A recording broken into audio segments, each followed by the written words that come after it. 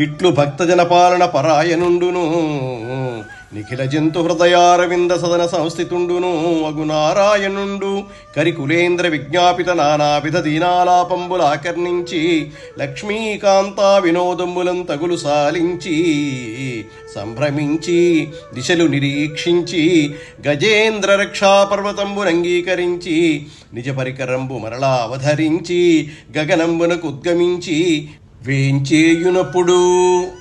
ఈ విధంగా భక్తజనులను పాలించుటయందు ఆసక్తి కలవాడు సకల ప్రాణుల హృదయారవిందముల యందు నివసించువాడైన నారాయణుడు గజరాజు దీనాలాపములను విని లక్ష్మీదేవితో సరససల్లాపాలు చాలించాడు. సంభ్రమంతో గజేంద్రుణ్ణి రక్షించాలనే సంకల్పంతో తన ఆయుధాలను మరలా ధరించి గగన మార్గాన్న వస్తున్నాడు శ్రీ మహావిష్ణువు. భగవంతుడు భక్తుణ్ణి రక్షించడానికి ఎప్పుడు ప్రత్యక్షమవుతాడు అన్న సందర్భంలో శ్రీ రామకృష్ణ పరమహంస వారు ఈ విధంగా చెప్పారుట. మనలో చాలామంది వీధి నాటకాలను చూసే ఉంటారు కదా.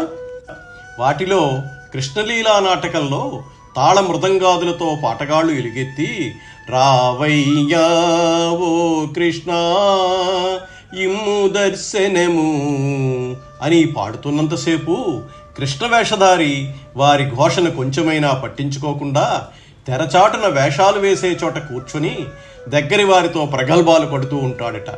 వారి రొద అణిగి నారద మహర్షి మాధవం మనోహరమైన కంఠస్వరంతో శరణం తవ చరణం భవహరణం మమ గోవిందా అంటూ గానం ప్రారంభించగానే శ్రీకృష్ణుడు ఇంకా ఆలస్యం చేయక వెంటనే రంగస్థలం మీద ప్రత్యక్షమవుతాడు.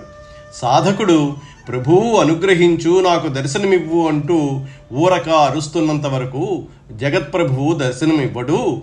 భగవంతుడు సాక్షాత్కరించేటప్పుడు భక్తుడి హృదయం ప్రేమసాగరంలో లీనమై ఉంటుంది.